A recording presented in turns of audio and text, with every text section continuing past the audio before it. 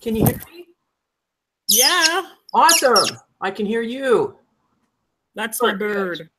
Perfect. Give me a second. I wasn't expecting to be called this early. I was still doing. So there's no hurry. I just basically set it up early so people felt comfortable. And if you want to log out and come back in, 20 minutes, that's fine. I just want to make sure everybody felt good because I know some people were new with Google Hangouts. Oh, okay. All right. Is it okay if my bird occasionally squawks? Yes, I think that's awesome. What kind of bird is it? Conure. It comes from the same area as sloths, right? Oh, cool. Central America mostly, and South America a little bit. That's so neat. But they're endangered in the wild. But everyone has them as pets, and he has a mutation that happens in captivity where he's yellow-sided instead of green. So he has a yellowish belly, and the sides of him and his belly and his neck have yellow, and his belly is red. His neck is kind of orangey. It blends the red to yellow orangey. Yes, Rio. That's awesome. He gets excited when I'm on Google Chats. I used to have parakeets that I really miss. They were friendly little birds. Just super sweet. Yeah, I'll be right back. Okay. Nisi, can you hear me okay? Yeah. Okay, awesome. You're good on sound too. I was just telling Tonya, I mainly opened up this early to give us plenty of time for troubleshooting if people had trouble. So you don't need to hang out at the keyboard for the first half hour of this if while we're doing that, if you don't want to. Hey, I may be like eating or something. That's fine. I'll be drinking coffee. Yeah, but no, very wise to do this so early. Yeah, I think, there's no problem, but just in case there's some issue, it's just easier. My cat is expecting me to feed her. Look, here she is. Oh, sweetie pie. Oh my gosh. Purring. What's the kitty? One of those weird cats that doesn't like to sit on my computer keyboard. I wish Tonya would bring her bird back. That would be entertaining. I love birds that I don't like people keeping birds in cages. I do like the bird companions that get to fly around. What do you think, Minnie?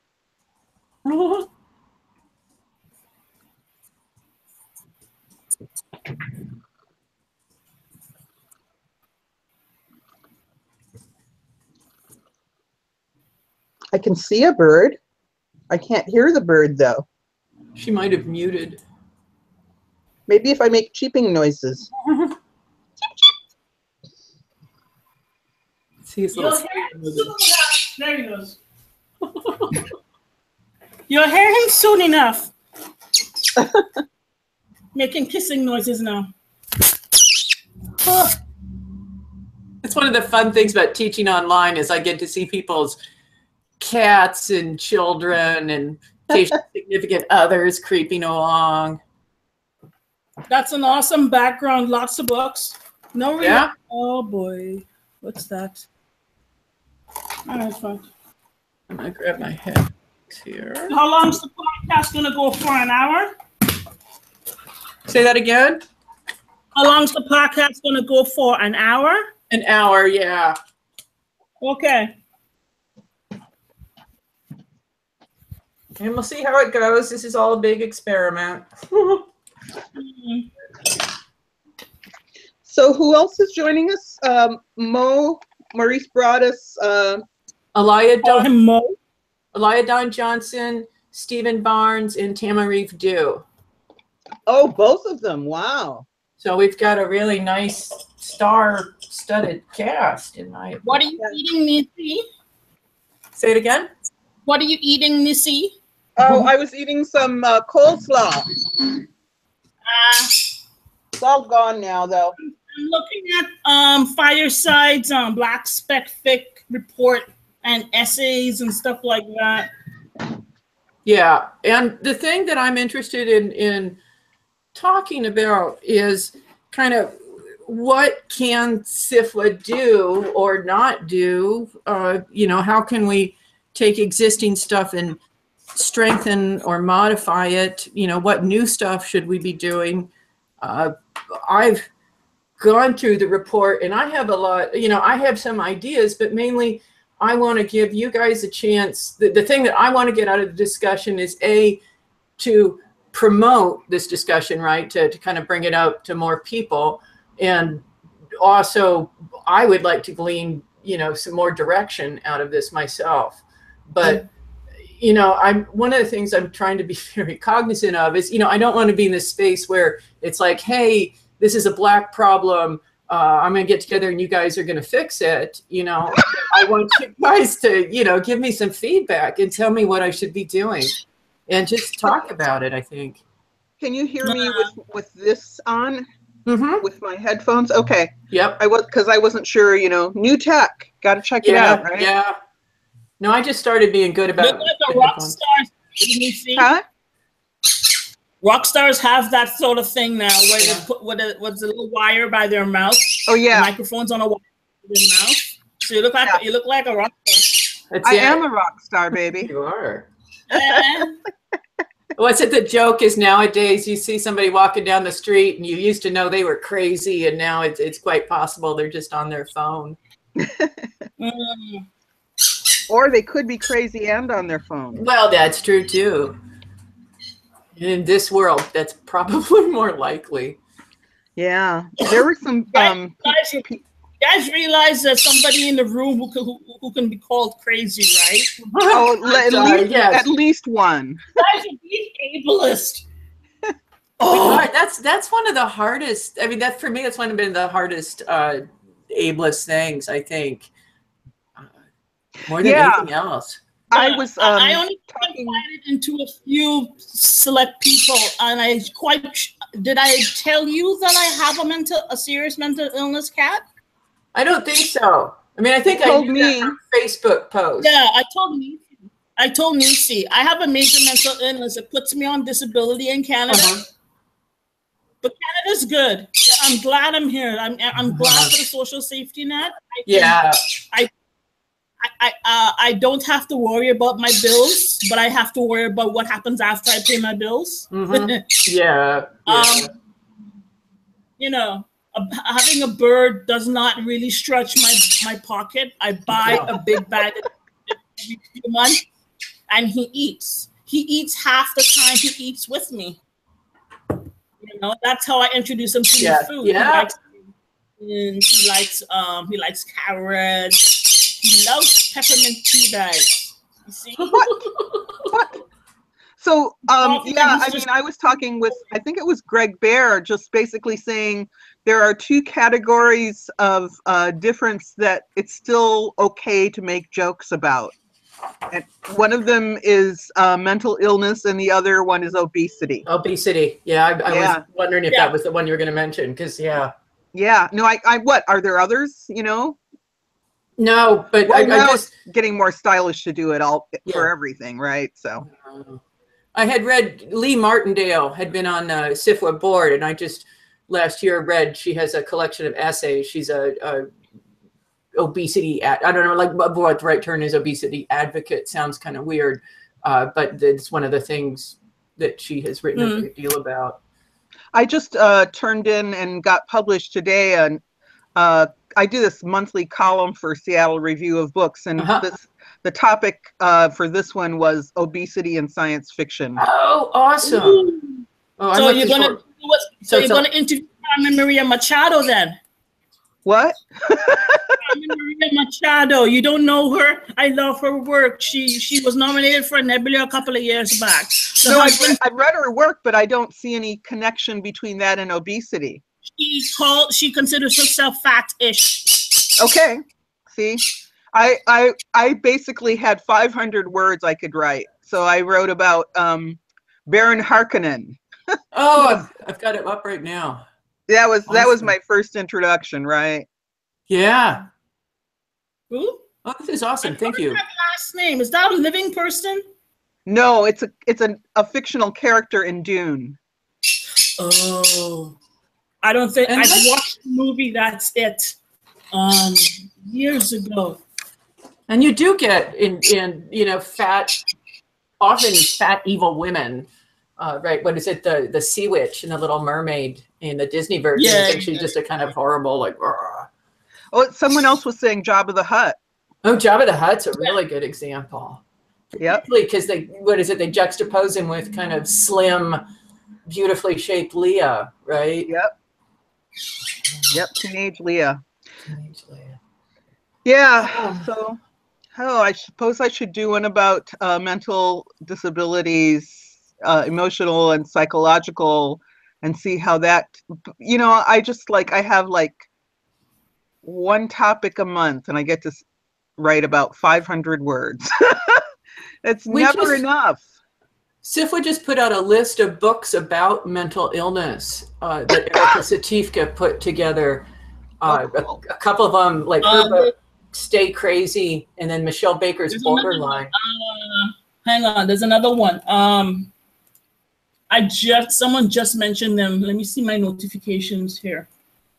They just talked about it, like. I'm seeing more books with character. Well, I think Percy Jackson kind of opened the way up for that. Doesn't he have a protagonist who's ADD? I don't know, but Michelle Baker for sure. I love Borderline. Oh, so good. I read that twice because I loved it so much. And there's another one called Borderline.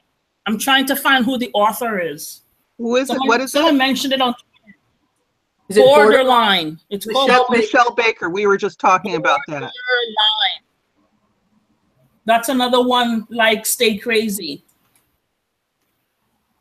Lots of new good stuff out there. Lots of new and interesting stuff. And I think PTSD is something that I've seen referenced more, but I can't remember what book. I gotta go. Go get some water. I gotta go get some go water. for it. I'm coughing.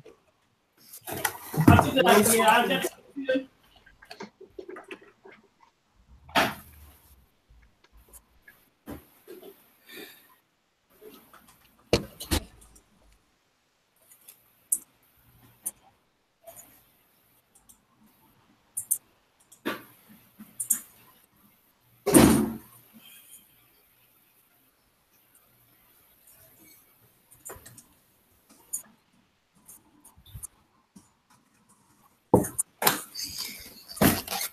I'm really kind of pissed off at my friend. He's old, I know, but still, if I ask you to come watch my birds while I go on a convention, he's supposed to come pick up my keys today? Yeah. I went to at the bank and I was like, when are you coming? He's like, I can't come. I'm like, but we arranged this a week ago. Oh. I'm going. I have to leave my bird out of the cage for 3 days. He's gonna have trust issues with me again. Yeah. I mean, the last time that happened, well, what else am I gonna do? I can't keep him in the cage. He's used to being out. I pick up after him and everything. So I don't want to. I don't know what I'm gonna do. I'm right mad. Right, I was right mad about 20 minutes ago. I'm fine now. It's fine to be mad about it. It's worth being mad about it.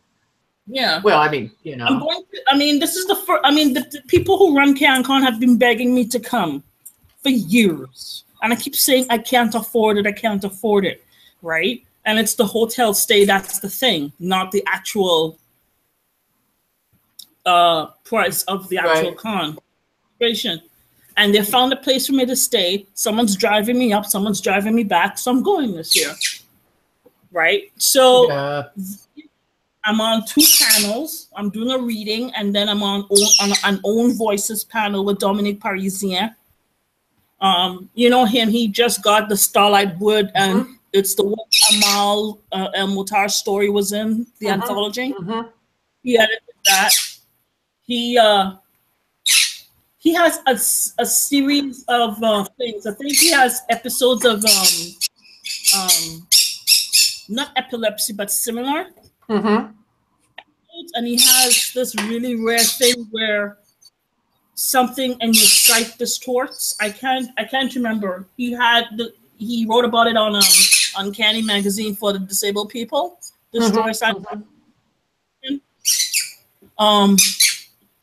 I really wish they could have gotten to horror, but I don't have any horror stories that can be reprinted. That will come. Nisi already reprinted my one horror story that they could have used. I have another one, so well, they didn't want to take it because it had been reprinted by her. Yeah, for people of color to take over fantastic stories. Because I can say you can sell reprints. That got printed by Expanded Horizons. I'm hoping that they take it in January. It talks about mental illness. It's a friend of mine, of course, right? So I'm gonna run off and go to the restroom now rather than need to halfway through the session. I'll be right back. I wonder if I should do this. Yes, Rio.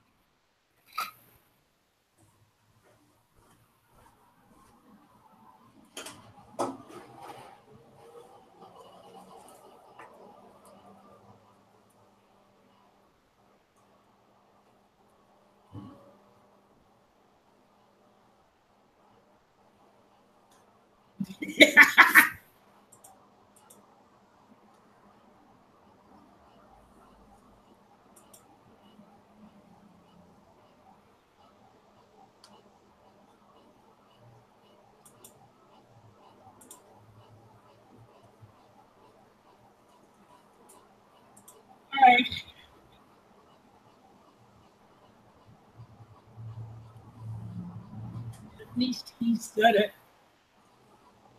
Nobody else said it. Probably a white male could be real. Said, I can't hear you. You're kind of bubbly sounding. Brian White's essay. It's called "Fiction We Have a Problem." It's racism. Yeah, that's from last year. He called a spade. And I was just making a comment about it. Maybe it takes a white male to say something like that, because if we said it, it would probably mean something else. But he's saying it. You realize that's from last year, right? Yeah. But I mean, what else do I have to go on? They didn't do a report this year, are they? Yes, they did a report this year, and there were several responses. Yeah. Let me see if I can bring it up.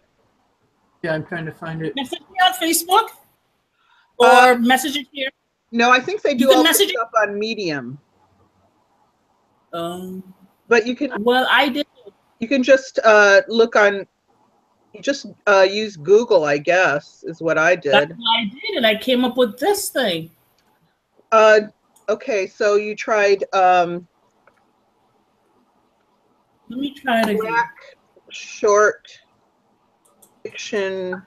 Hashtag BlackSpecFic.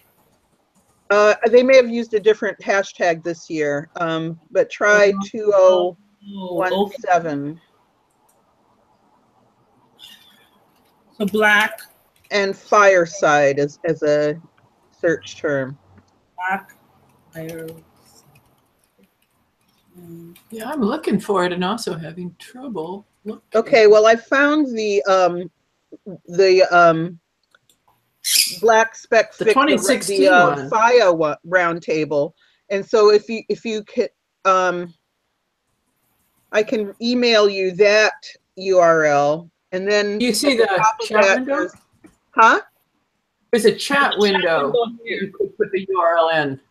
To the side. Oh, here we go. Right side of the window. If you says group chat. If you can't see it, if you're on a tablet or phone, you might be able to see it. Not be able to see it. No, I'm on my laptop. Okay. But can you that bright light in the middle? Can't see me too well, can you? No, but just a second. No, you're pretty dark. Yeah, what's the light in the back? If I turn that off, you won't see me at all. There's the chat. Okay, got it. No. You do have a sort of witness protection plan. So if you go to the roundtable up at the top, there's a hashtag that you can click and see all of the other stuff at the top of that page. Well, Cat Rambo posted something. Is that it? That's the one that she's referring to. Right. And here's the actual link. One sec. For I think what Nisi's hitting at. It's the 2016 BlackSpecFic report by Cecily Kane on July 24th, 2017. Right, but that at the top of that page, at the top of every page, there is a hashtag that says BlackSpecFic. If you click on that, it's a link to a list of all of the reports. Right. The responses. I'm not seeing that. I'm seeing the articles and the essays. Up at the top where the date is, where it says like July 24th, 2017. Do you see a hashtag beside that?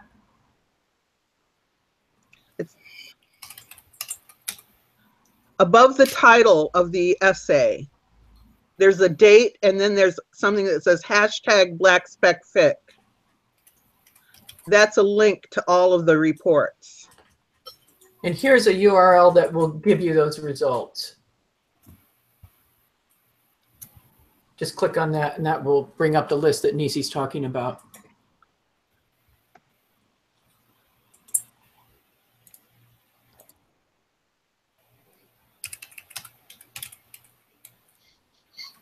The numbers do not change much, unfortunately. No. They go upward slightly, but as they say, that there's 2 years is not long enough to tell if that's a trend or just random. Right. Okay. Okay. 2015, 2016, 2015. Yeah. I don't see 2017. I see 2 years. So there's not, in 2017, the 2016 report appears. And in 2016, the 2015 report appears. So there's 2 reports altogether. One marked 2015, one marked 2016. Oh, I've seen the FIRE roundtable. I've read that. Okay, so that was this year. Okay. And then the ones that I've read are the Deanna Jones one and the Thea James one. Mm-hmm.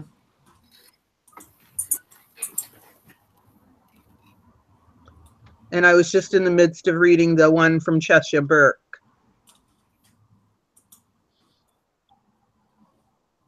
Oh, and I read Mickey Kendall's piece. Yeah, I read that too, I think. Hey, what you doing? One of the things that's really been useful to me is looking at what the magazines are doing to address the issues and trying to figure out how they translate into sort of SFWA terms. Oh yeah. I have actually, because you said that was the topic, I actually have jotted down 3 ideas that I would like to discuss that I think SFWA could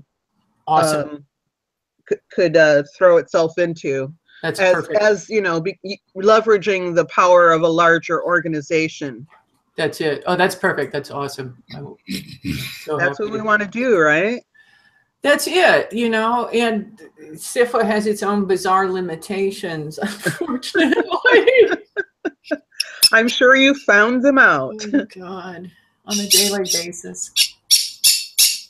Well, I hope our other folk, I presume they'll start clicking in around 4:30, which is fine. We've had a chance to all get used to this. It is 4:26. What? Where is everybody? Come on. I bet they're thinking that they log in at 4:30. It's 7:30 here. 7:26. Yeah, there you go. Oh well, my laptop's ahead.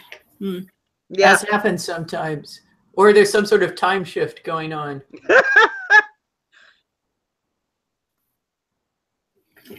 My laptop's 4 minutes ahead.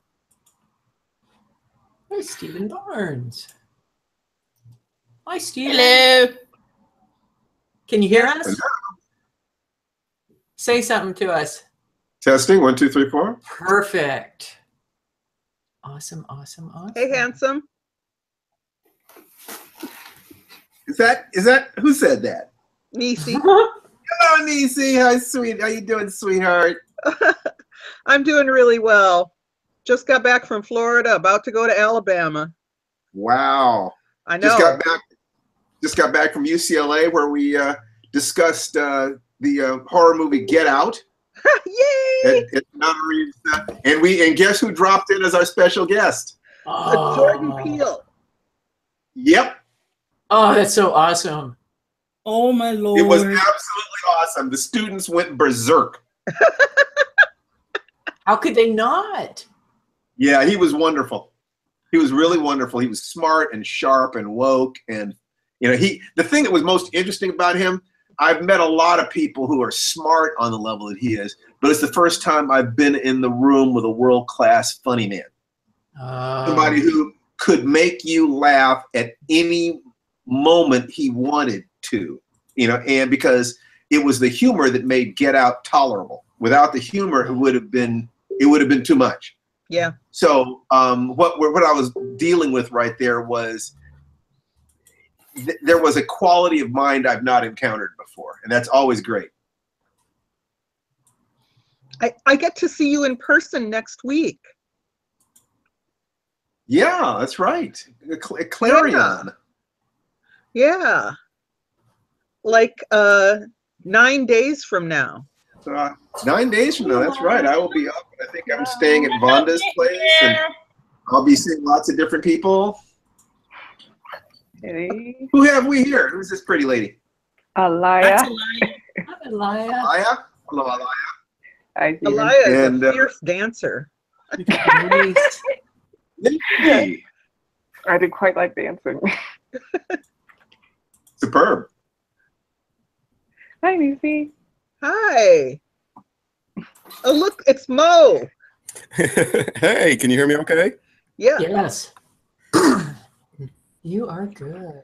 I keep thinking about that song by Louis Jordan. Which one? Five Guys Named Mo. Oh. Nice. He has one that's something like you might be dead if they're talking like the way that they talk about you at your funeral. I mean, it is one of the funniest things I have ever heard. You heard that? Like that he looks so good. You might be. It's so funny. But I don't know. Like a deep trove of Louis Jordan songs. Mm-hmm. Hi, Alaya. I don't know if you know me. Hey, Tonya. Hi. I don't think so. Have we met? Am I like blanking on? Nope. I said I don't think we've met. Oh, okay. Okay, good. Hi, it's good to meet you virtually. Read your stuff on Nightmare though. Liked it. Oh, awesome. Stephen, is Tananarive joining us or not? Do you know? I haven't gotten a reply from her, and I'm not sure. I don't think she's going to be able to. Okay, cool. Then this is it, and I will probably go ahead and get started. I got to go let my cat in. Okay, you go let your cat in. You know what I'm going to do, so I'm just going to catch him up. So basically, I would like to talk about the Fireside fiction BlackSpecFic reports. And I would like to talk about what SFWA can do. I would like to talk about how we can expand existing programs or modify them, or if there's stuff we need to add. And definitely, I think there's stuff that we need to change to make it more welcoming. My aim in doing this is, first, I want to kind of further the discussion. I want to spread the knowledge of this further and kind of promote that. But I also want to get feedback from you guys on what SFWA should be doing. And to emphasize that I'm not saying, you know, hey, Black writers, here's a problem, you come fix it. But mainly I'm saying, hey, I do want to do what I can to fix it, and I would love some advice on that. So that's my take on it. So why don't we start by going around and introducing ourselves? I'll start, and then I'll go to Alaya, then Maurice, then Nisi, then Stephen, then Tonya. And if we could introduce ourselves, I'm happy to ask questions, but I'm also happy to have you guys drive the questions and drive, you know, what's going on. I think, and will have, I think, a charmingly informal quality since we're doing it on Google Hangouts rather than with a professional videographer. So don't worry too much about glitches. It will be okay. So I'm gonna go ahead and start. So hi, I'm Kat Rambo, the president of the Science Fiction and Fantasy Writers of America, and this is a roundtable to discuss Fireside Fiction's BlackSpecFic report of 2015 and 2016. And I'm going to start by asking our roundtablists to introduce themselves, starting with the fabulous Alaya Don Johnson.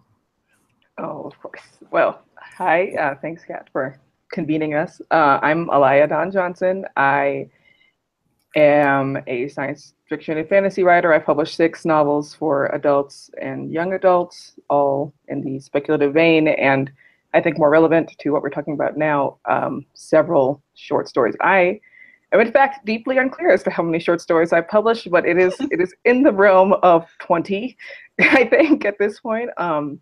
And most recently, my short story won the Nebula Award. Or it was a novella, right? Yeah.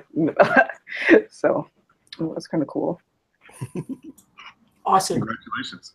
Thank you. Maurice, how about you? Yes, my name is Maurice Broaddus. I am a science fiction, horror, fantasy author. I was the author of the urban fantasy trilogy, Knights of Breton Court, and I'm the author of the upcoming series, The Usual Suspects, which is going to be a series of middle grade detective novels. And then as far as the Fireside report goes, I've had nearly 100 short stories published at this point. Oh man. Yeah. Short stories are my first love, so there's that. As they should be, I think. Nisi, how about you?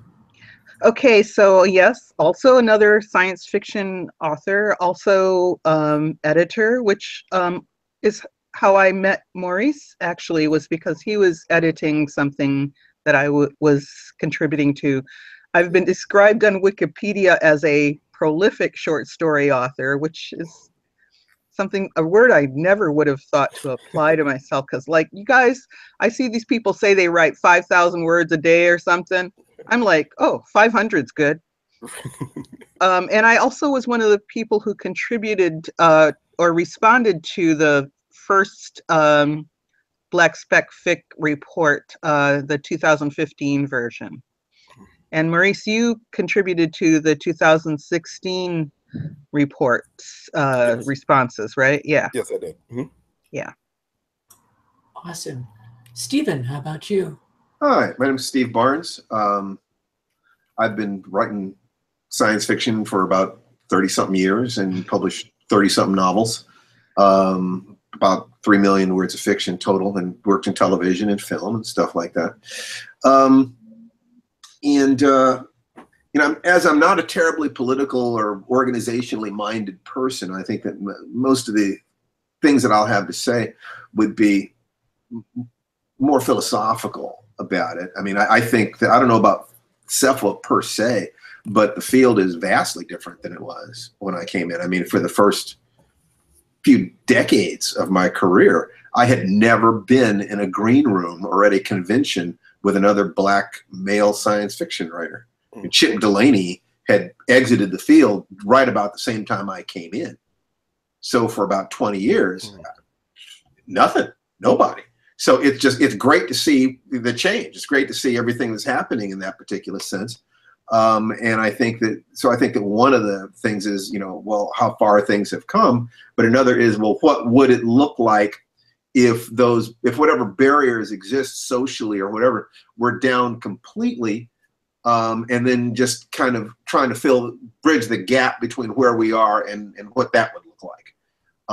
But the field is changing rapidly. You can see how much chaos there is in terms of people like, the various configurations of puppies, being unhappy with the rapidity of that change. So, I mean, just the anger itself, the fear itself is evidence that a lot is going on.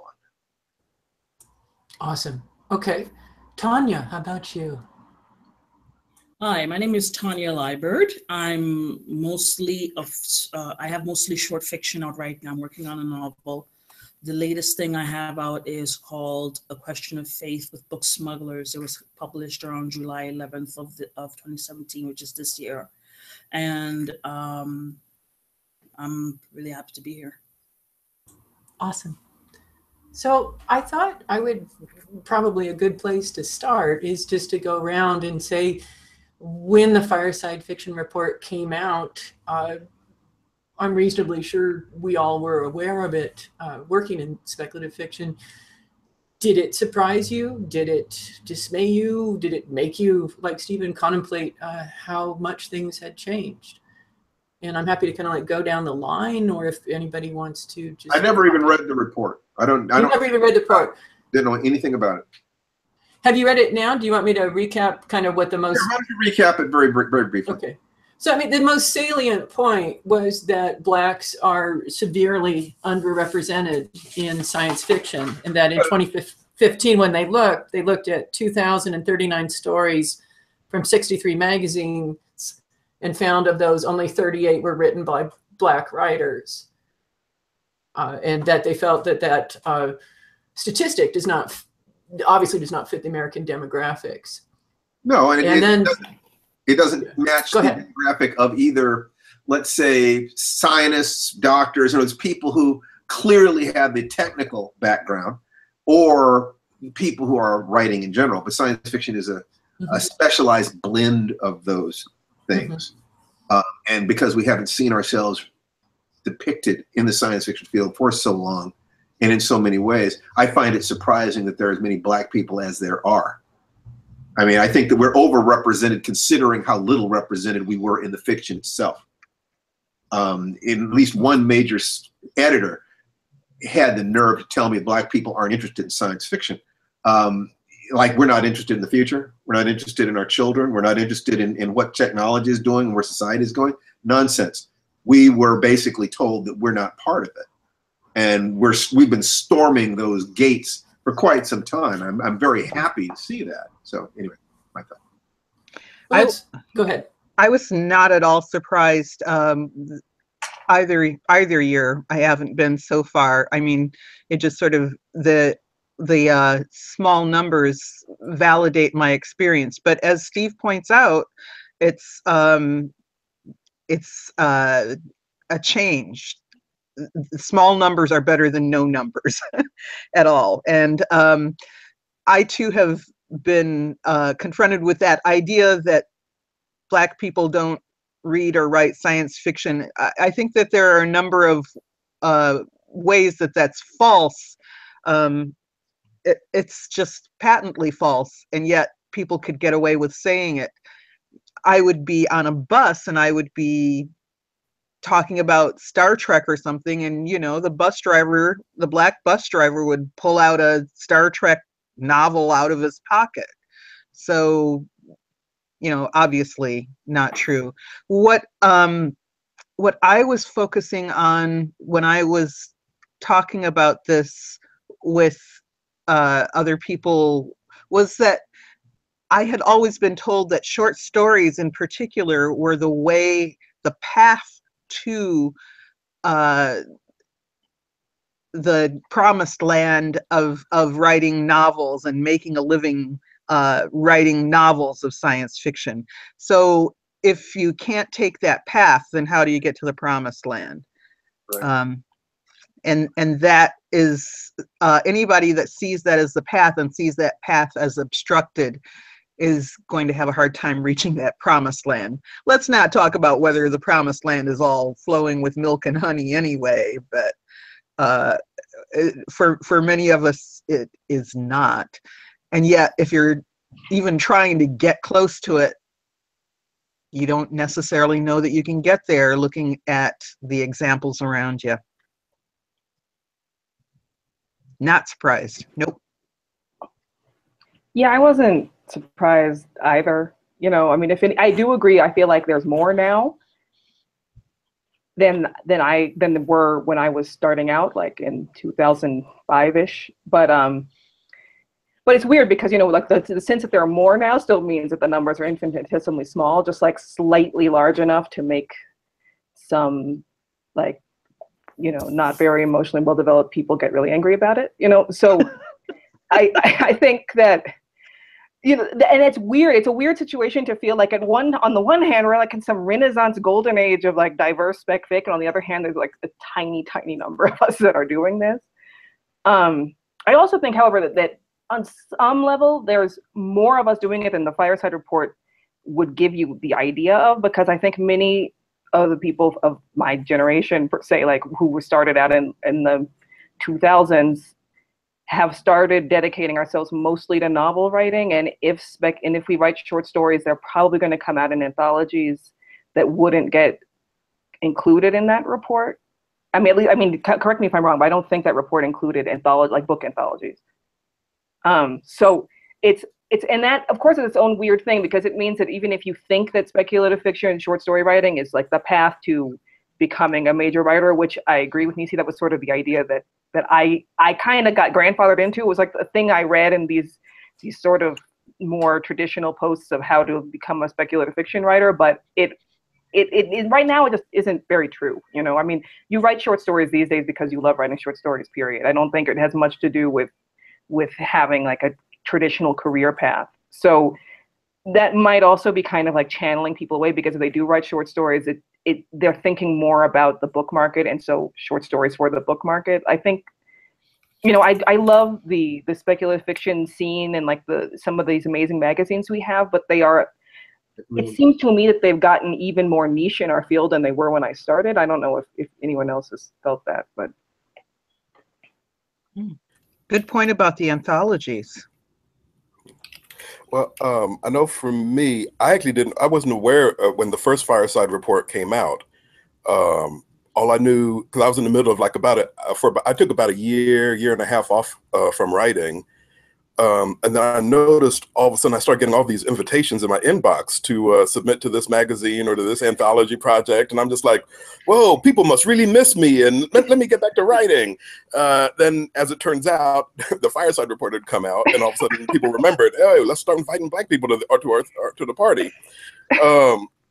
And what I was reminded of was, when you guys were talking was, you know, I remember when the conventional wisdom was, well, you know, Black people, we don't read romance.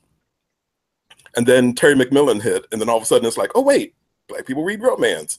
And then the same thing happened when with Brandon Massey, because back then, you know, the conventional wisdom was, you know what, Black people don't read horror. So then Brandon puts together this anthology that features all Black horror writers, and that takes off. And you know, so it's one of those things where it's like, yeah, it's either we don't read these things, or maybe there's nothing out there for us. Maybe we aren't being represented. Maybe the market isn't taking us into consideration at all.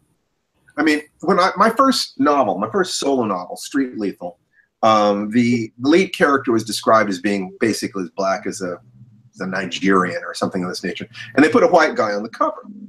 And I remember my editor, Beth Meacham, wonderful lady, she was so mortified, and she basically said it had come down from editorial. So I talked to Susan Allison, who was the chief editor, and she said it was the art department. I talked to the art department. They said it was the marketing department. I talked to the marketing department, and they said, well, it was the guys in sales and distribution. I talked to them, and they said, well, it was the truck drivers who, if they had a black man on the cover, they wouldn't put the books on the racks, you see. So nobody would take responsibility. So my attitude is, when I see nobody taking responsibility, it's everybody's problem. That basically everybody's passing the buck. So it's what everybody wants and won't admit that they want. That they know that the white audience wants to see a white person on the cover of a book before they buy it, but it does not occur to them that black people might want to see ourselves on the cover of these books. And since we've been excluded from the covers of these books, it is perfectly reasonable that not a whole lot of us would be reading these books. So that's why I say that there were more black science fiction fans than there were black characters on the covers of the books. So to me, it says that not only are we engaged, but we could make a case that we're more engaged, we're more interested in the future, because certainly the present was pretty painful, especially when I was coming up. So the idea, if you make the assumption that we're just as, if you start from that assumption, then all you have to do is say, okay, what would statistical representation mean roughly? And you don't do, I don't think you have a special class.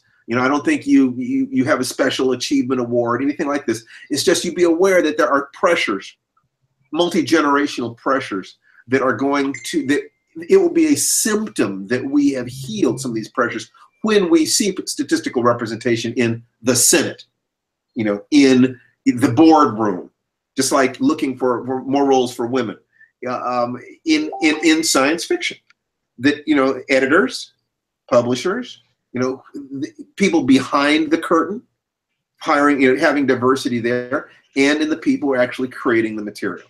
So in many ways, the choke point might be the lack of diversity in the people behind the curtain. On the other hand, if you put them there, then you risk the fans not buying what it is that they purchase. It's a complex system. It's a living system, lots of moving parts.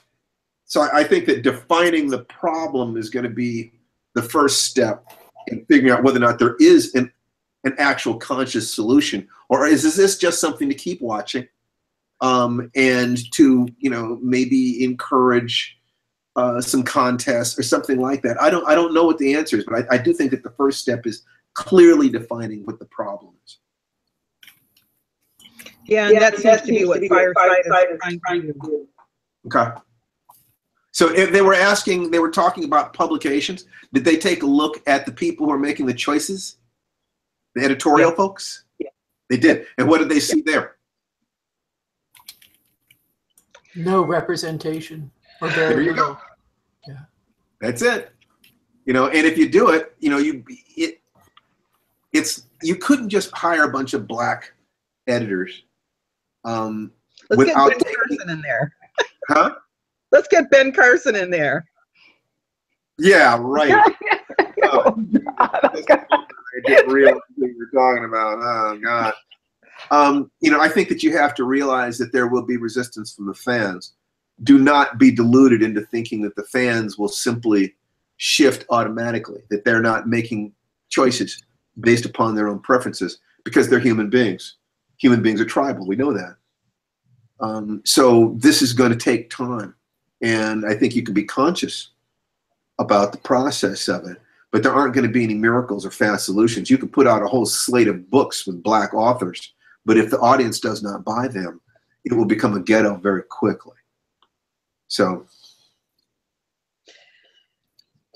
there was one thing that SFWA did that I think was not aimed at increasing black representation in the published ranks, but I think it has or could have that effect, and that is including self-publication as one of the criteria, because just out of frustration at being sort of cut out of the publication game, a lot of people actually have gone to self-publishing and including that in the SFWA membership criteria, I think helps.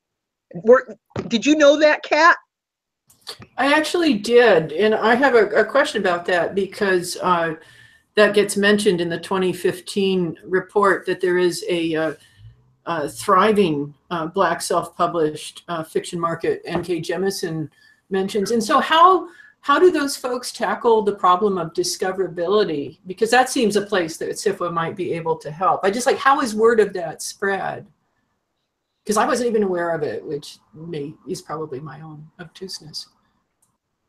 The way that I see it happening is all through word of mouth. And I don't want to really dominate the conversation here, but the people I'm thinking of primarily are Balogun Ojetade and Milton Davis, and they have their own Facebook group. There are other social media groups like that. I remember when I say word of mouth, I remember being told about this series based on Harriet Tubman, sort of a steampunk, steamfunk is what they were calling it, version of history, an alternate history with like a superhero Harriet Tubman. I was like, what? Why have I not heard of this before? And it was word of mouth was how I found out about it, through Jamie Go. So that's how I think they're doing it. I don't know. Anybody else have experience with these guys? Yeah, I have. Yeah, because we end up talking a lot with one another, and you're right. It's all been word of mouth, and it's been them not aiming. I mean, they're aiming at building audiences, so they're not going through a lot of the traditional channels. They're reaching out to their communities, and so and they're like, where are the Black fans at? Well, let's go aim directly at the Black fans. So they're not chasing, necessarily organizations, and they're not chasing, a lot of the channels people are used to, because they're going directly after their market. Aren't they doing a lot of like conventions and that sort of thing too? I think they actually started their own. And they've started their own. Mm-hmm. Yeah, I know they go to like Onyx Con and places like that, and then they've started. I forget what the name of it is this year, but I know it's usually right around. I think it's Juneteenth is the next one of their cons. Oh yeah, State of Black Science Fiction or something like that. Yeah. Yeah, the question I would have is, from what I understand, I've never been part of the inner workings of SFWA, but there were certain constrictions in terms of how much publication and in what magazines or what publishing companies that you go through. And there was always the assumption that there are professional editors that are the gatekeepers, and that you get across those gatekeepers and now you're a science fiction writer. You're good to a particular degree, you've got money to a particular degree. There are wonderful people who are self-published. I think that the primary question about people who are self-published is not the quality of the work. It's how good are they at organizing themselves as business people. In other words, they're mini publishing companies. So they're editors, they're distributors, they're salespeople, they're marketers, and they're writers all at the same time. And some of them are wonderful writers. But I also see that there's no lower limit to the quality. You would need to set up somebody who'd be looking at these materials and saying yes or no, this is good. Otherwise, there'll be a backlash. There'd be, oh, you're letting Black people into SFWA, whether they're any good or not, would be the accusation. And unless there was a gatekeeper making certain that you're skimming off, in other words, there's no slush pot if you can publish your own stuff. So how do you do that? I don't know, but that would end up being something that SFWA would be criticized for roundly. So I can actually address that, which is that when the board talked about the criteria for independent writers, what we wanted to do was match the $3,000 advance for a traditionally published writer. So the criteria is now $3,000, which can be a combination of royalties in advance or royalties or advance. So if people if they can bring in an Amazon statement that shows that they made $3,000 from a book over the course of the year. That's not a bad criteria, because I do feel that financial success if we trust the audience, means something. It doesn't mean everything, but it means something. And so $3,000, if you're self-published and you can prove that you have that many sales, that's not a bad criteria. And that was one of the questions that came up over and over again was quality, which is actually one of the things that one of the essays in Fireside Fiction talks about.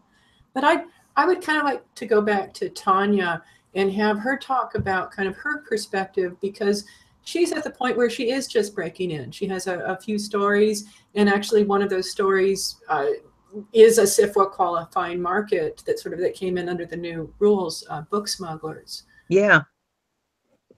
I have had the experience, because I'm in Canada. I have had the experience of going to certain conventions where there will be diversity panels and they'll be all white.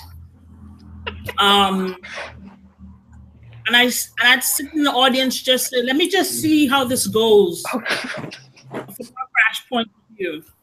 And Zainab Abanahi, if I'm getting her first and last name right, is the one who raised her hand. I suppose she had more confidence. But there were like 3 people of color in the actual audience, and one person was claiming to have an Asian boyfriend or something like that. I roll. But I have experienced what I've seen described as the lone, there must be only one. It's a way you try to you try to submit a story to different markets, and they all talk to you about somebody else who's written the same thing, happens to be a person in your community. And then when you try and talk to other people and say, should I trunk this then? And they go, should there be only one person? That subject, just because you guys from the same community? And I was like, you make sense. And then there's the thing that I would like to point out is that a couple of years ago, on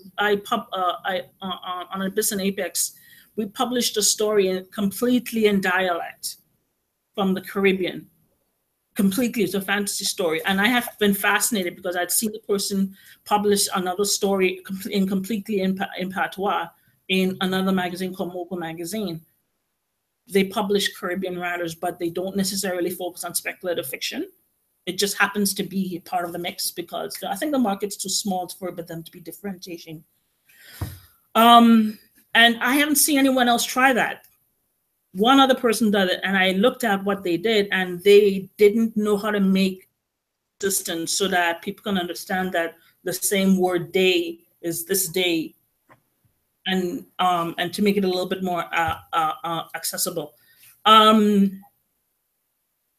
I've also run into the fact where I've gotten stories at rewrite requests, and people have said that my patois is difficult to parse.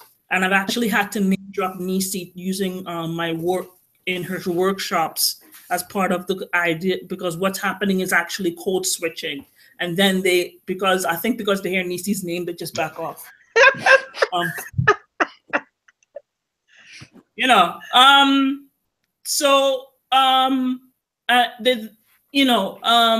I try my best to explain things, and then it's really hard. It's a challenge for me because I grew up in the Caribbean.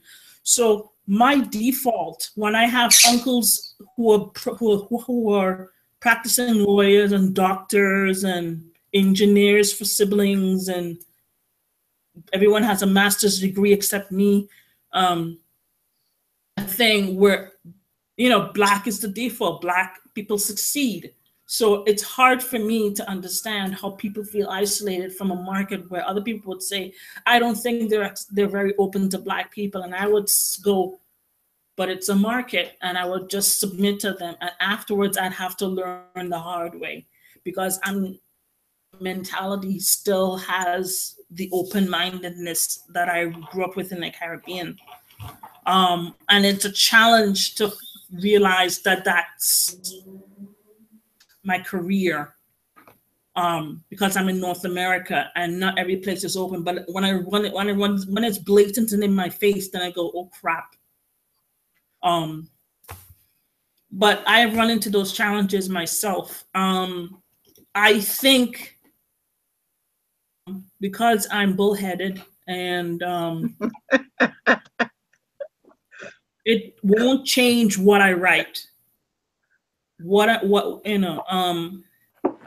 can make it more accessible. And there were a couple of stories where I write about white people, but the first person I wrote was about a Black vampire.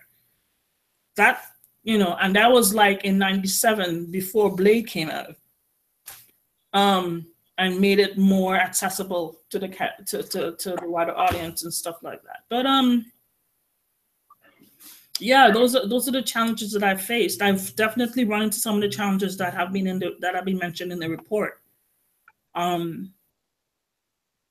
I think one way we can probably try to address things bouncing off the slush pile is because they probably need to do more outreach to different communities, finding out about writers groups, different writers communities, starting with the people they know and just branching out from there. If that makes any sense. That makes a lot of sense. The soft discrimination at the gatekeeper level that Tanya's talking about. I mean, I have not really done the slush pile thing in a while, and I think I was maybe like kind of hoping, although frankly I knew that was not going to happen, that maybe it gotten a little better. But I mean, those same weird things, sort of like not rejections, but could you just fix this part, and this part is like the Black part, or like this part would be like, why is this character? I mean, this is an actual rejection letter I got at 2007 or something. Like, why is this character Black? Is it really necessary? If it isn't necessary, it seems like unnecessary. You should probably take it out. And I just, like those sorts of. I mean, that was more obvious than a lot of them, but I always felt this kind of weird, squishy kind of pushback that you couldn't really call out, but because I mean, maybe they just didn't like the story, but you also got this feeling after a while that was what was really wrong. What's even worse is that they won't say that they personally would prefer it. It's always the audience. Right. They will never say, I don't like to read about this. I mean, clearly somebody has got to feel that way, but nobody will cop to it. So it's never knowing. It's like pogo sticking through a minefield. Who are you really dealing with? What are you really dealing with? And that can be a very frustrating and stressful thing. I remember a couple of years ago, around the time we published the Patois story, there was a comment by somebody on Strange Horizons saying that a story that was in Long Hidden by Troy Riggins, he had used African-American vernacular English and they called it a literary trick. And that had started a whole controversy. However, since then, I think the people behind the scenes have done a revamp at Strange Horizons, so I don't think that will be much of an issue anymore. But it was just a reviewer, so it could have been somebody that they just outsourced from. But that sort of thing is the challenge you run into, because especially for me, where I don't even have African American vernacular English to fall on, because my ancestry is Caribbean. I grew up there for the most part. I came here when I was like almost 16. So if I get mad enough, you hear the accent come right out.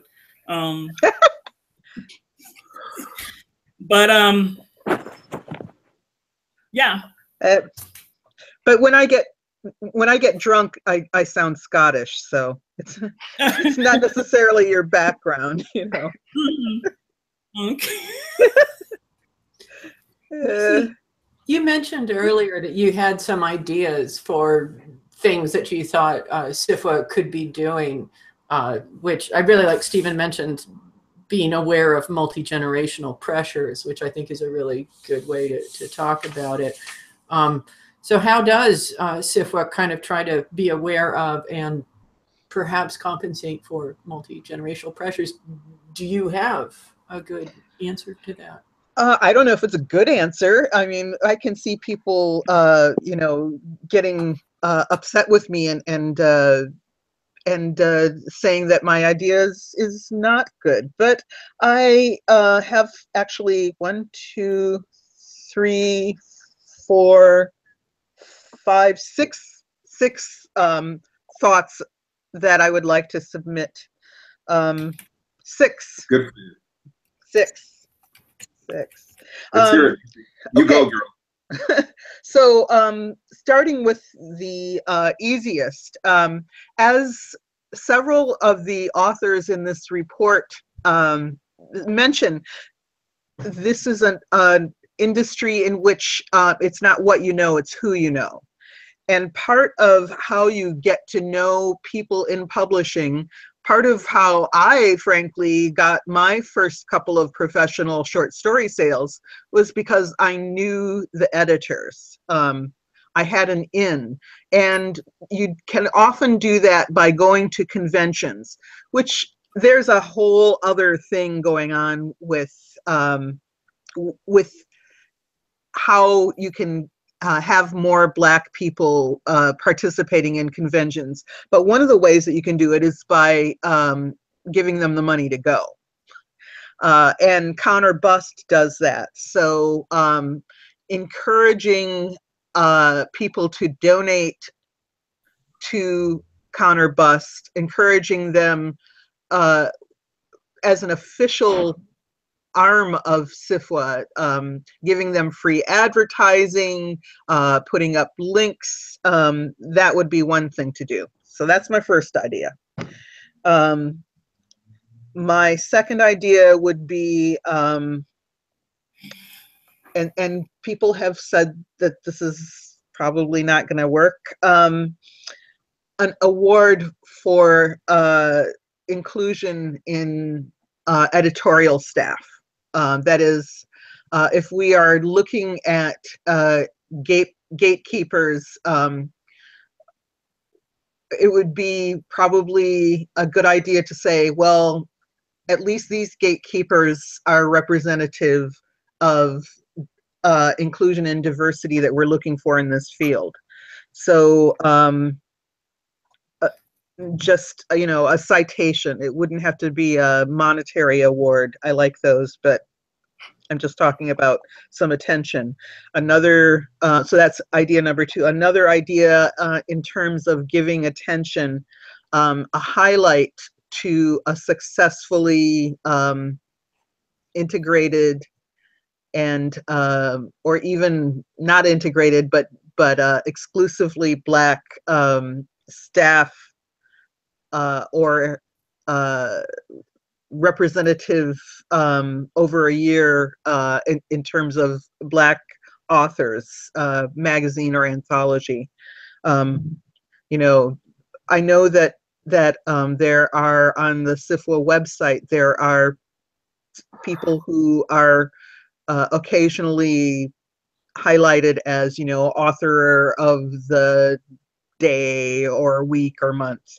And it would be a similar program for a publication that meets certain goals in terms of representation of Black people in their staff or in their content. I know that at this point, SFWA has started the process of giving out grants for certain public, publicly sought programs. And if part of those funds could be earmarked for projects that explicitly expand Black representation in the short fiction field, that would be helpful. That's idea number 4. Idea number 5, probably going backwards here, is the idea of having some sort of questionnaire for short fiction markets to talk about their own record and experience and expectations in terms of Black representation. The idea being not that anything would be necessarily, that there would be consequences of this questionnaire, but just that having the questionnaire would make people think about it. That's 5. And then 6 you've already done, which is the acceptance of self-publication. You got 6 ideas there. How's that? Wonderful. Great. That's I like brainstorming. idea 5 a lot. I mean, they're all very good ideas, but I think 5, like just actually forcing people to know what their dirty laundry looks like, you know, I think could be really useful. Well, you know, I mean, that's a lot on Steve right there. Like, you know, you have to know what you're doing. You have to know what the problem is. And if people are yes, that's you, sir. If people are forced to examine themselves, then they can't get away from what they see. That's my opinion anyway. You're kind of talking about speeding up evolution. You know, in all things, in a world in which all things are equal, which of course they are not, people do a lot of short work. It shakes out. The best people move forward, best in terms of both quality, and people want to buy what it is that they've done, because both of those things have to be true. Or at least, you know, it's going to move forward if people buy it. It doesn't even have to be good. But between the awards and the sales, then hopefully, you know, things move forward there. So the question is, how do you speed up that evolution? How do you have, in essence, a statistically representative sample of Black people, brown people, whatever, going into the market, having an opportunity to fail? They have to fail. In evolution, you know, you try something different, and most of them die. You know, most mutations don't make Wolverine. You know, they make cancer. So most of the people who you bring into the field are going to fail, and so they should. Unless you're going to have a Special Olympics, which is the exact thing I would not want to happen, because there are terrific people out there. There are terrific minds out there. There are people out there with a huge amount to share. And unfortunately, the only way to get them to the top is some combination of opportunity and a brutal selection process, so that people get toughened up, so that the people who, you know, so that people get kicked to the curb, and the people who are tough enough and smart enough and dream hard enough make it through. You can help them to a certain degree, but you don't want to have that, oh, this is another one of those SFWA anthologies that they were publishing anybody who could put 6,000 words together. That would be lethal. It could be the best of intentions and would be horrible within a year. So is that question, how do you speed up evolution? How do you, for instance, one particular thing might be to sponsor short story contests for, you know, for kids in high schools, colleges, you know, get them understanding that they can get a little bit of money, a few $100s, for in exchange for their dreams, and you help them, maybe an online writing workshop sort of thing, where you're giving the basic understanding of what it is that they need to know, and then you encourage enough people to do it, and you have some way of winnowing through that material that you can lose 99% of it, but that 1% is gold. There are people out there who really are that good, and you're not doing them any credit by making it too easy for them, but you have to make it easy enough to help them overcome the obstacles that they're going to hit. I don't have the answer for how you do that, but I do know that that's exactly what you're trying to do. You're trying to speed up an evolutionary process.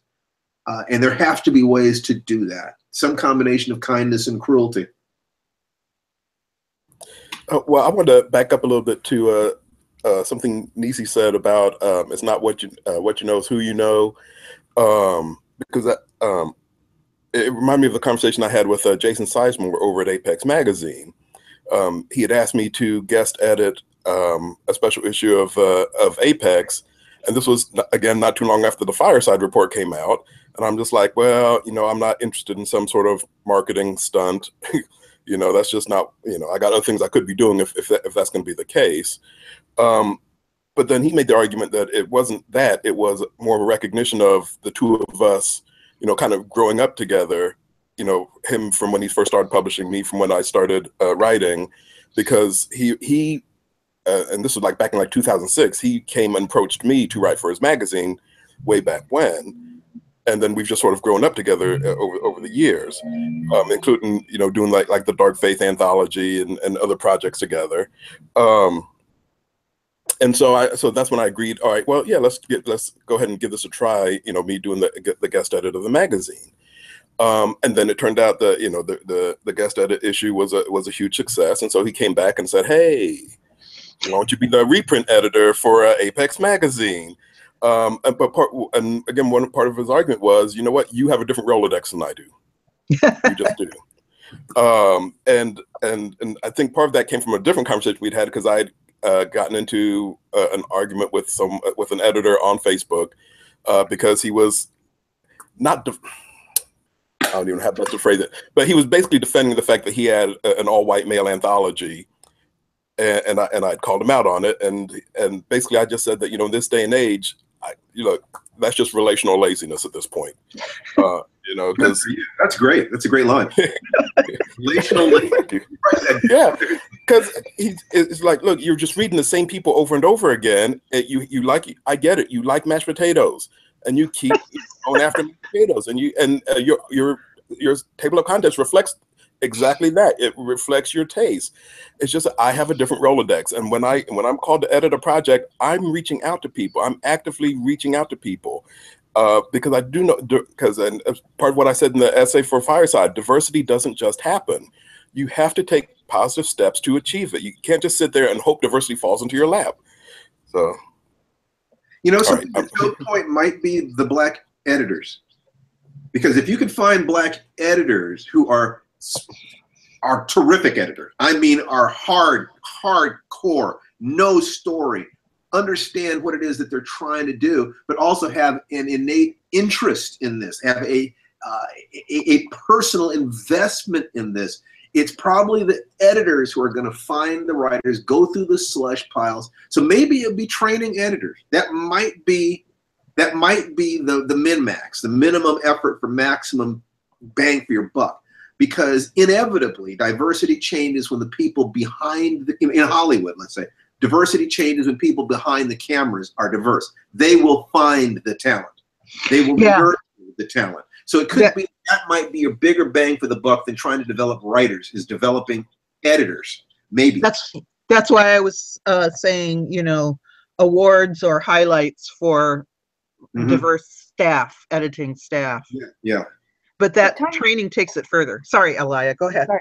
I just have a question for Tonya, because you're actually like in this kind of the beginning, earlier stage of what we're talking about, of like picking which magazines to submit to and who you feel, you know, might actually give your story like a decent hearing. I mean, I wonder how you pick and what are the criteria you use. Right now, I was blindly just throwing it at every place and seeing where it sticks. But after a while, I decided to try and go for the lesser-known professional magazines, maybe even a couple of really well-respected semi-pros, and try and approach them and see if they would take it, because I'm starting to get to know a couple of editors, and I'm starting to get invited to a couple of anthologies. Yay! So, yeah. I've been in this, technically speaking, I've been in this since 2003. Well, 2002, sorry. I was involved in the online writing workshop, but I dropped out for a number of years due to mental illness. And I'm back now. So in a way, I've been around for a while, but in terms of getting my stuff out there, I haven't really done that before. Let me interject. Sometimes you ask me about particular markets, and I'm thinking that I'm not the only one that you ask. You go for, I ask. I ask, I try and be like, for example, I go on the Grinder and I look in the front page, and if there's an interesting market, I click on it. If they don't pay, I don't go. That's mostly my rule. But then there's places like Akashic Books that does stuff like Duppy Thursdays and Mondays of Murder. You don't get paid for it, but it's an independent magazine. And that is what exposure is, not what most people try and scam you off as.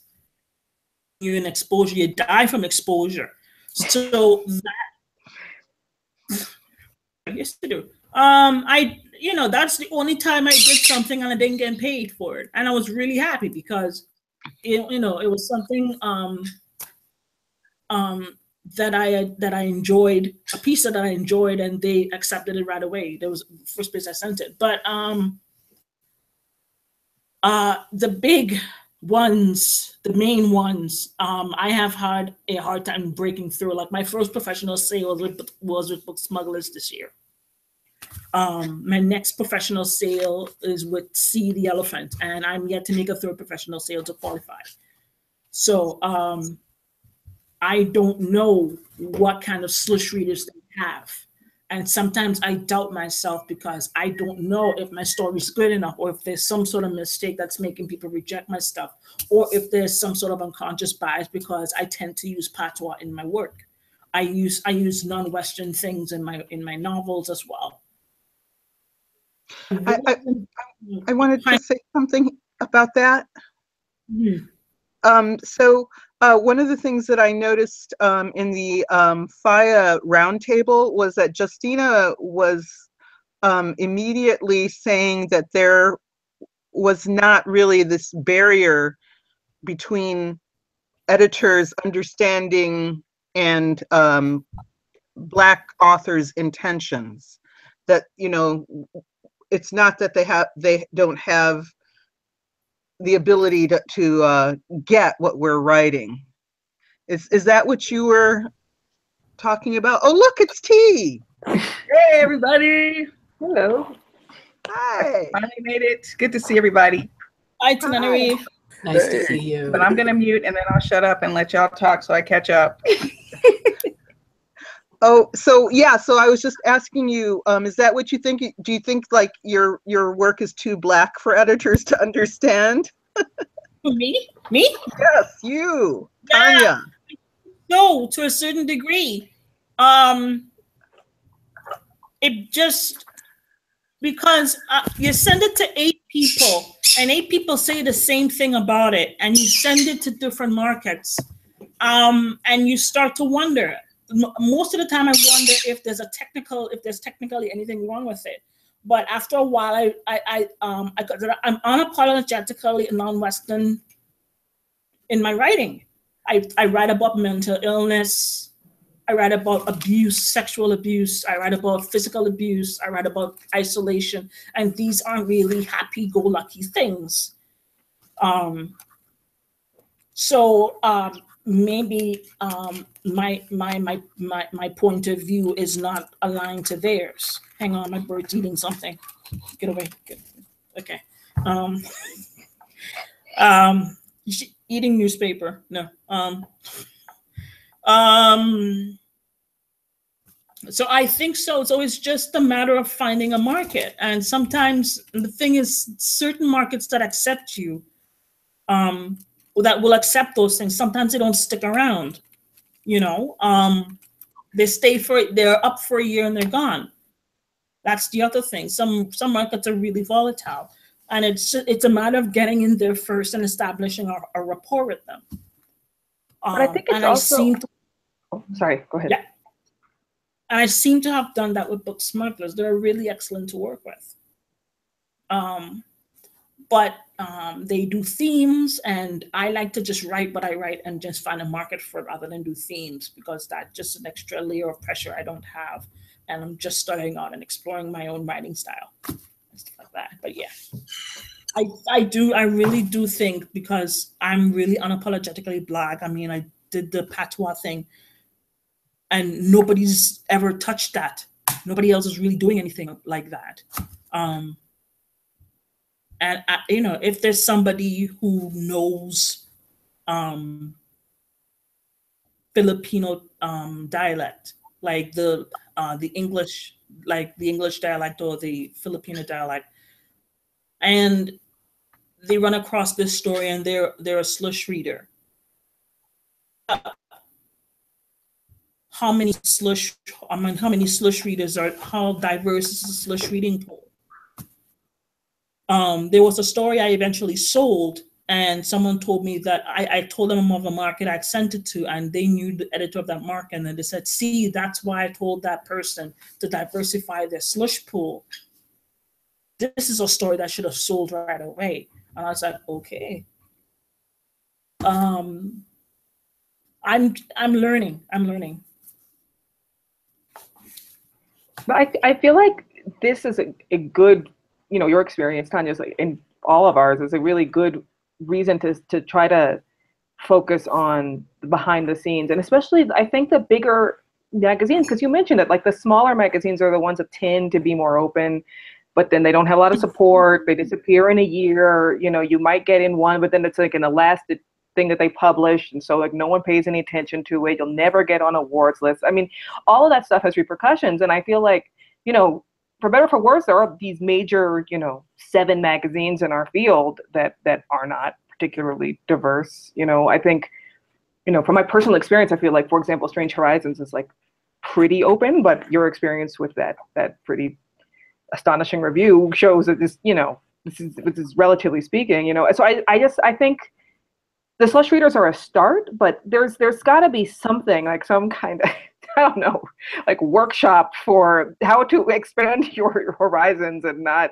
you know, obviously the best would just be to hire more diverse editors, but if that can't be achieved, some sort of something to actually like put them in the hot seat, I think might be our best option, you know, just to hear from writers like Tonya or other writers breaking in of all of that kind of weird squishy, like, I just didn't connect with this character, you know, like or the one comment I got about the summer prince, like, I just didn't feel that Enki was good looking. No, I mean, if there is literally one thing you might understand about the summer prince, it is that this character is hot. It is like the most important thing that you need to understand about the first 50 pages of this book, basically. You know, and I kind of understood what she meant, you know, like she didn't say it, but like she kind of said it. You know, that kind of thing just keeps reproducing itself, I think, unless someone puts their finger on it, you know. There is that. I disagree with Justina. I think because she says that there's not really a barrier, and I think that there is, both a positive and a negative one. You know, things that you do or write that are too black or have, you know, too black for the editors, like the stuff that you're talking about, and like at one point, the story I wrote where a woman kills her sister because her sister has straighter hair. Well, no editors that I was selling this to believe that a woman would kill her sister about her hair. And I'm like, oh yeah, oh, that would happen. I finally sold it to someone who had an adopted daughter who was black. So, you know, they at least had some firsthand experience with that. But there's also the negative stuff. Get out of there, get out of there. There's also, I'm talking to the bird, sorry. There's also the things that they're missing that go right over their heads, things that are culturally significant that are not there for them, so that a story will come across as bland because all of the drama is not in a form that an editor gets. You know, it's not that, you know, there's blackness all over their face. It's that there's blackness that they don't perceive. Sorry, I hope that made some sense.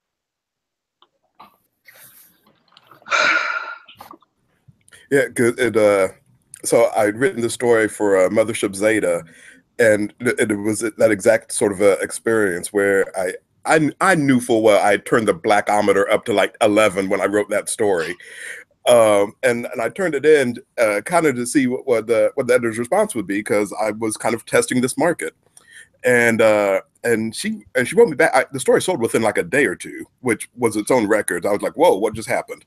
But she was just like, privately, next time we saw each other at a convention, she pulled me aside and was like, look, I think the blackness of it went over my head in the story. So what I ended up doing was I ended up reaching out to some friends of mine and showed them the story.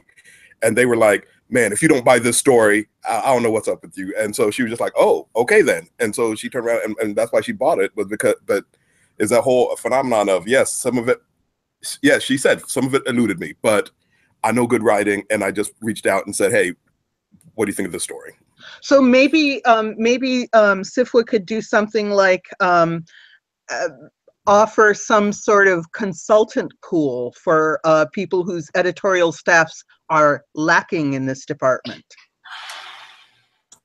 Man, that's an interesting idea. You better have code switchers in there. Because it has to make money. If it doesn't make money, the experiment ends. So it's going to have, these people are going to have to be smart and tough. Well, just really, really briefly, I wanted to say that I think you have an advantage if you come, it is possible to turn, coming from another culture like the Caribbean, an advantage. Just like it's possible to have the Nigerian writer. My brain is fritzing. Woke up too early this morning. Huh?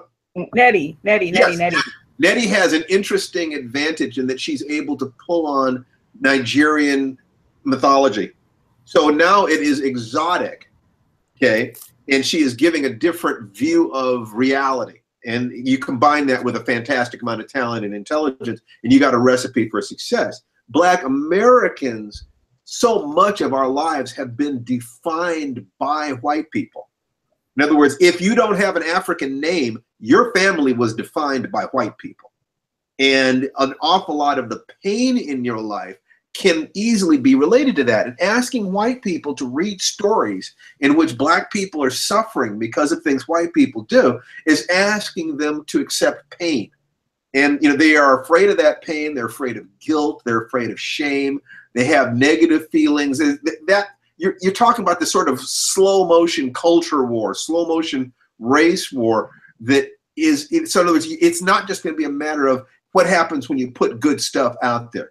You also have to deal with all of the pain that has been anchored to our relationships for centuries.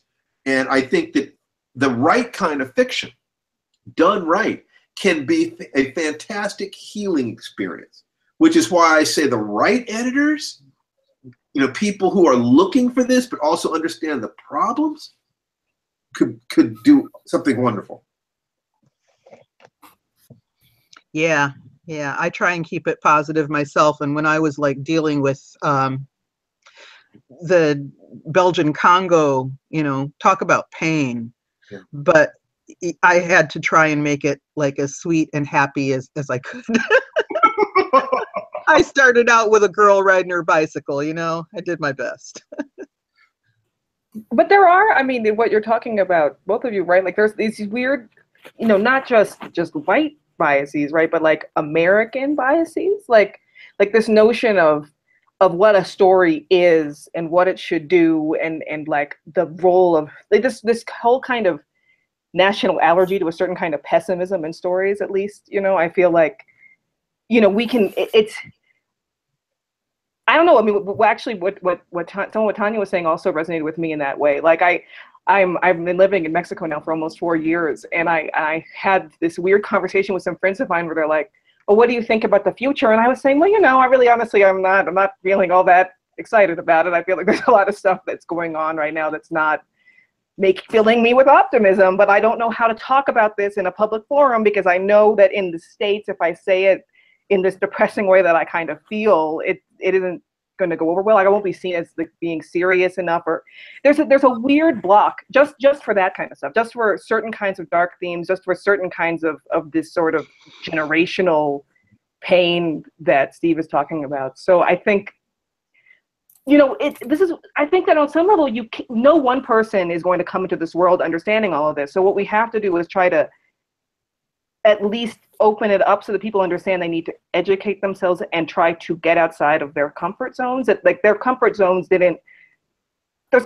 actually define quality. Like it's just a comfort zone, you know? So maybe, I know this is kind of a more abstract conversation, but it just seems to me that on some level, you know, we can talk about, you know, markets and strategizing all we want, but it has to, I don't know. I just feel like it has to come down to editors and gatekeepers understanding that first initial I don't understand reaction doesn't have to be the end.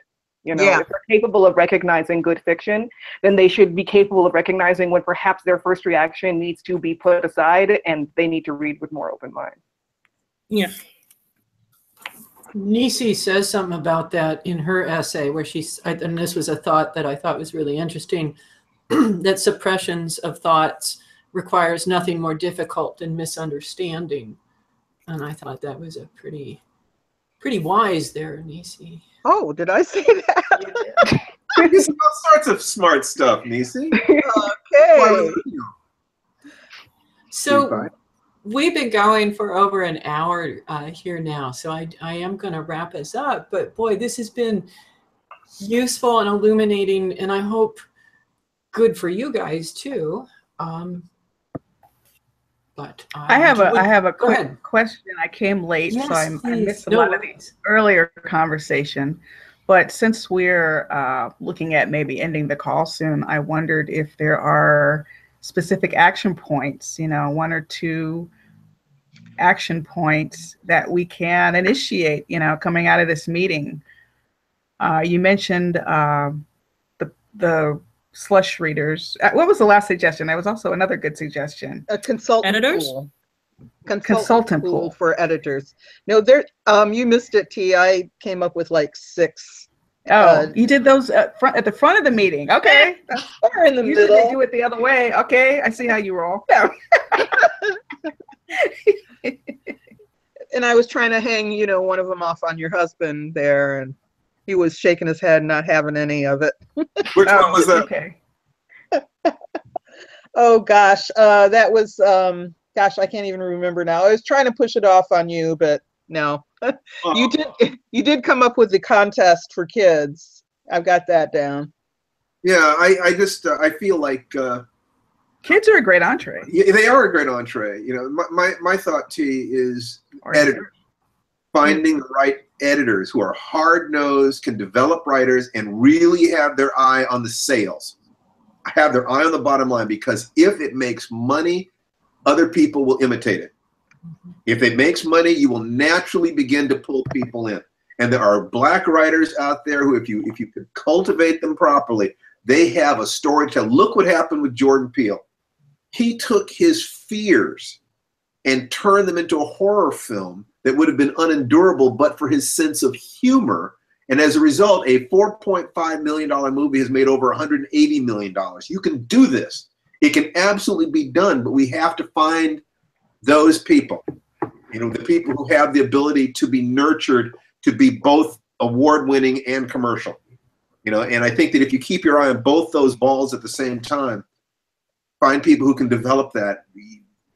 I think that would be a winning stress point to push at, to remember that it's going to have to be self-supporting once you get it going. Well, I am going away with a ton of notes and a bunch of action items that I am going to write up. Great. And thank you, Kat. I want to thank you guys. This has been really, really terrific. Thanks, Kat. Yeah, thanks for having us. And Sorry I will. was late. Oh, no worries. I'll send out the link so you guys will have access to the unedited video when I can, but then I will edit it and put fancy stuff on the front and back and all of that. Thank you. If you guys, if you think of stuff that SFWA should be doing that you didn't mention, I am always listening and will do. Happy to talk about stuff. Yeah. Thank you so much. Okay, Thank you, guys. Bye. Bye, guys.